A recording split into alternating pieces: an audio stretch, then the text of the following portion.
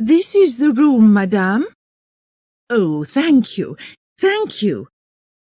Does madame like the room? Oh, yes, thank you. It is very nice. Does madame want anything more?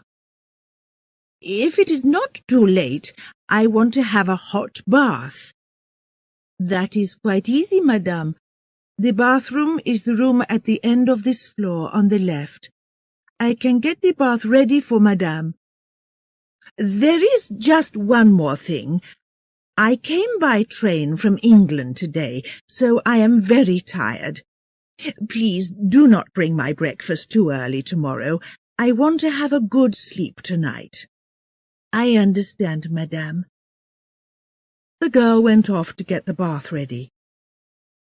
Millicent Bracegirdle was right. She was tired.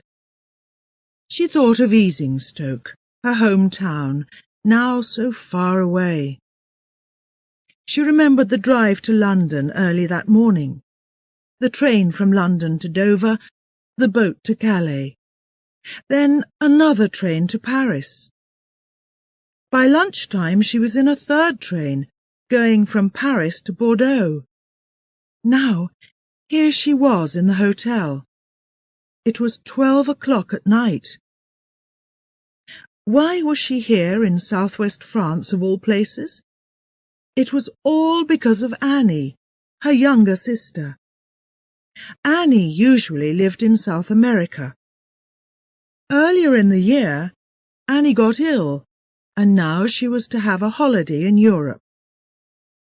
Miss Bracegirdle's brother could not come to meet Annie off the boat.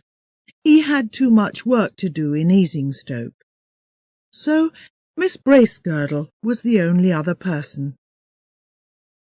The ship is going to arrive in Bordeaux tomorrow, thought Miss Bracegirdle, and I am going to see Annie again after all these years. This was Miss Bracegirdle's first visit to France. She did not usually take holidays away from home.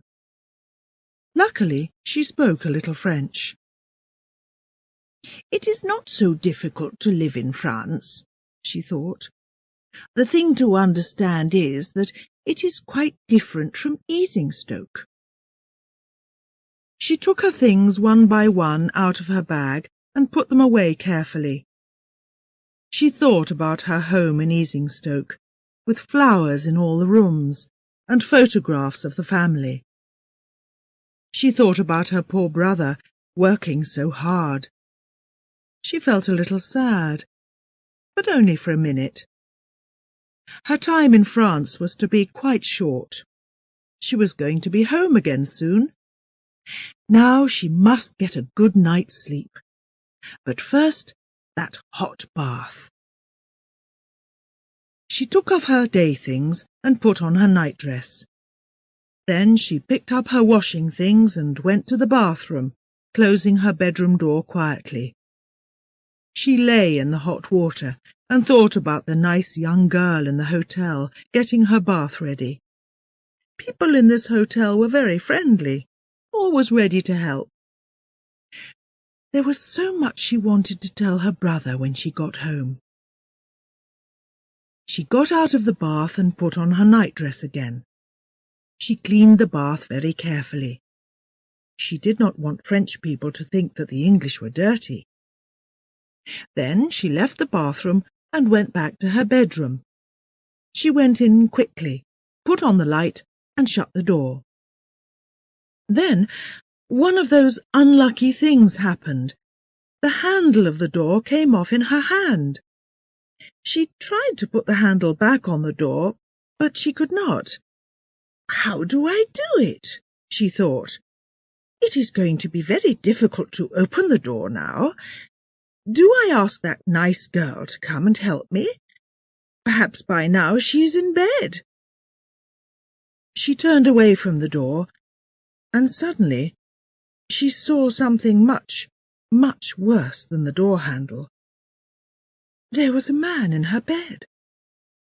She took one look at his thick black hair and his big black moustache, and immediately felt quite ill with fear.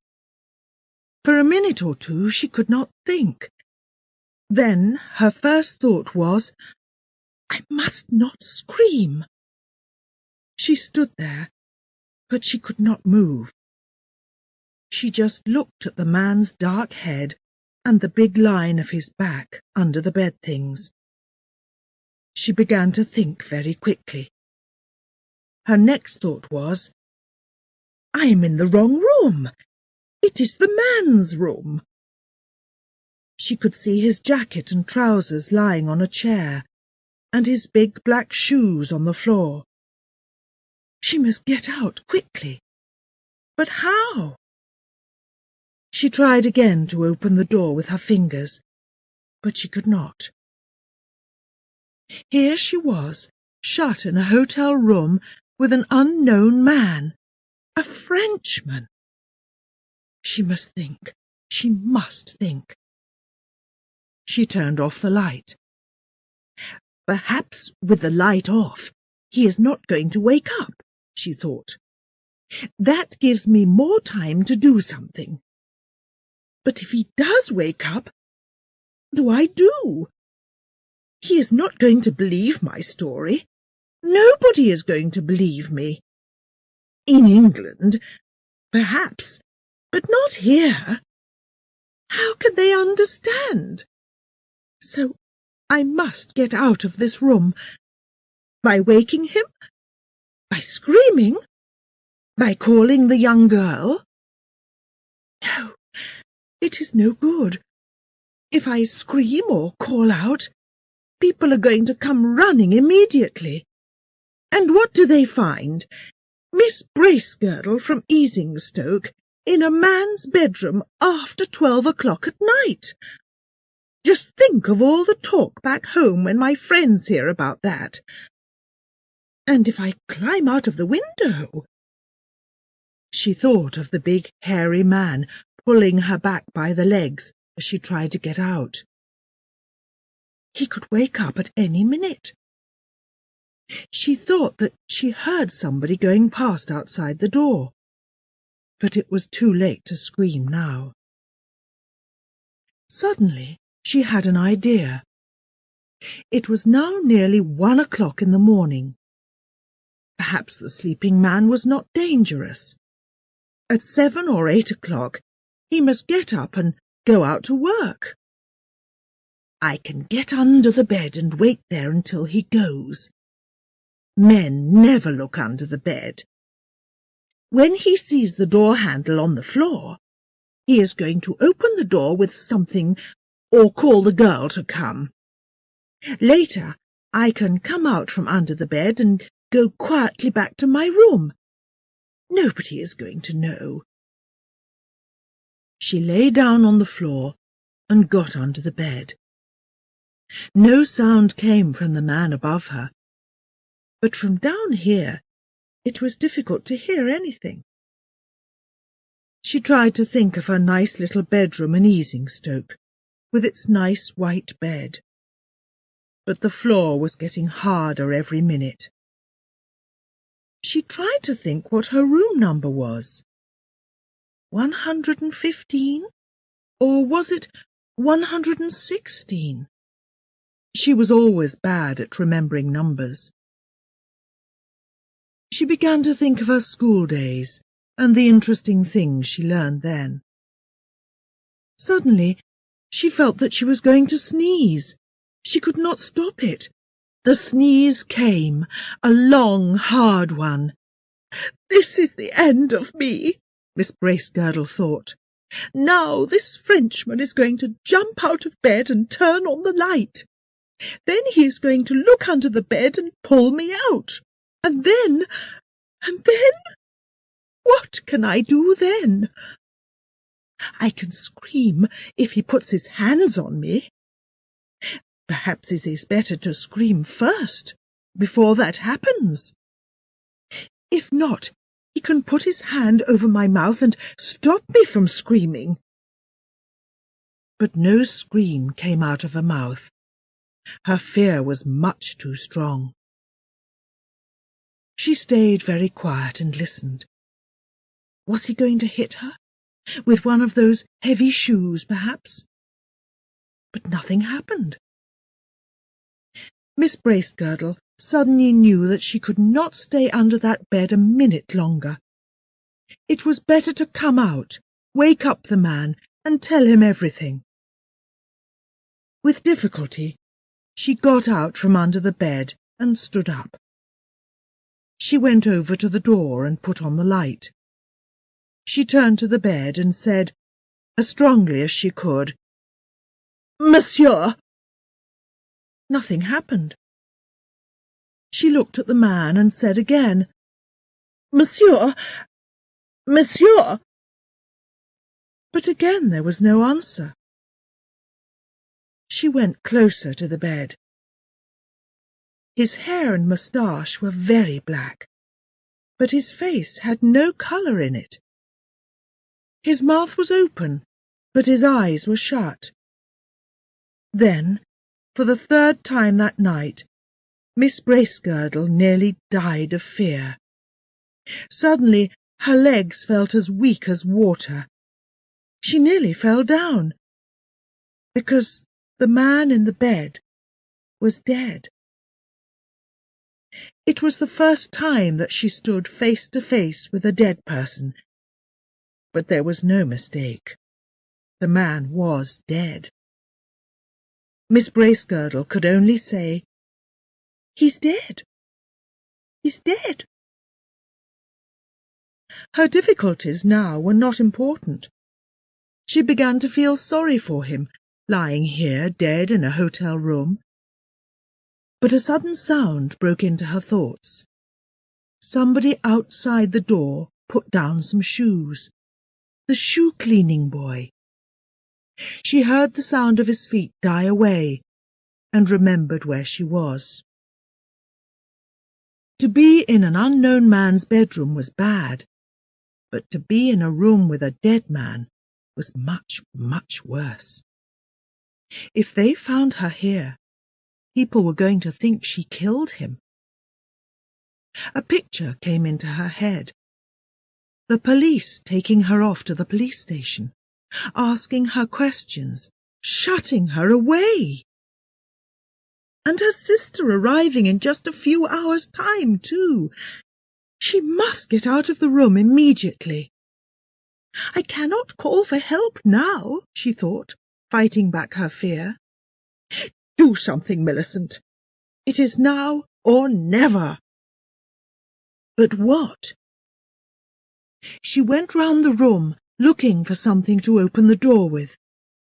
She could find nothing. Finally, she picked up the man's jacket. Inside it she found a small knife. She took the knife and put it in the side of the door. Very slowly she turned the knife, and the door opened. She wanted to run out of the room immediately, but she stopped first and listened. Nobody was there. Feeling very afraid, Miss Bracegirdle shut the door quickly behind her and ran as fast as she could to her bedroom. She lay down on the bed, and the fear slowly began to leave her. All was well. But then she had another unhappy thought. The living fear came back. Her washing things were in there. They were lying there in the dead man's room, and her name was on them. To go back again now was far worse than the first time, but she had no choice. She could not leave her things lying there. If they find them, they are going to ask me how they got there, she thought. She had to go back. She went. She did not look at the bed. She quickly took her washing things and ran back again to her bedroom. Now that the danger was over, she suddenly felt very, very tired. She got into bed and put out the light. She lay in the dark, trying to forget her fears. Finally, she went to sleep. It was 11 o'clock when she woke up.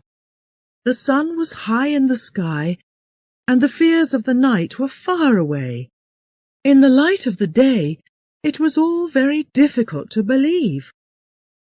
Miss Bracegirdle tried to think about other things. Finally, the young girl arrived to wake her up. Her eyes showed that she was excited. "Oh, madame," she said, "a very bad thing happened here last night. The man in room 117, he is dead. Please do not say that I told you, but the police were here, the doctor, everybody." Miss Bracegirdle said nothing. There was nothing to say. But the young woman was too excited to stop. "And do you know who this dead man was, madame? They say that he was Boldu, the famous killer wanted by the police. Last year he killed a woman and cut her up and threw her into the river. And last night he died here in our hotel, in the room next door. We do not know how. Did you say coffee, madame?" "No, thank you. Just a cup of tea. Strong tea, please." "Very well, madame." The girl left, and soon a man from the kitchen came with Miss Bracegirdle's cup of tea. Miss Bracegirdle thought that this was unusual. A man bringing tea to a lady's bedroom. These things did not happen in Easingstoke. But French people were different. She thought about the man in the next room. She felt quite sorry for him now, dying so suddenly, far from home. She got up, washed and dressed. After that, she took her pen and some paper and went down to the hotel sitting room. Nobody in the hotel was very excited. Perhaps they did not know about the dead man. She went to the writing table and started to write her letter. Hotel Carlton, Bordeaux, 5th of September. My dear brother, I hope you are well. I arrived here late last night. The time in the train was long, but quite interesting. I nearly lost my glasses, but a nice man found them for me. The people here are very friendly, but the food is quite different from English food. I am going to meet Annie at 1 o'clock. I remembered in the train that there is some fruit from Mrs. Hunt's garden in the kitchen cupboard. I forgot to tell Lizzie about it, so please tell her for me. I do not want it to go bad. This is a nice hotel, but I think that Annie and I are going to move to the Grand Hotel tonight, because the rooms here are not very quiet. That is all there is to tell you for now. Be careful not to get cold. I am coming back soon. Your loving sister, Millicent.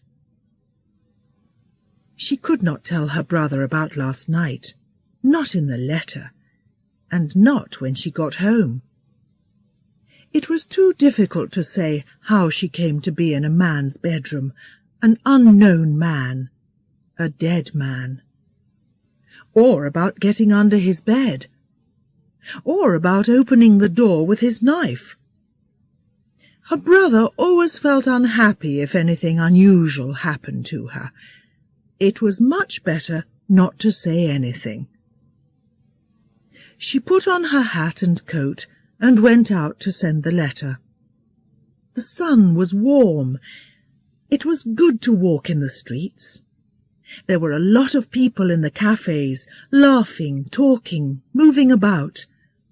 They were so different from the people in Easingstoke.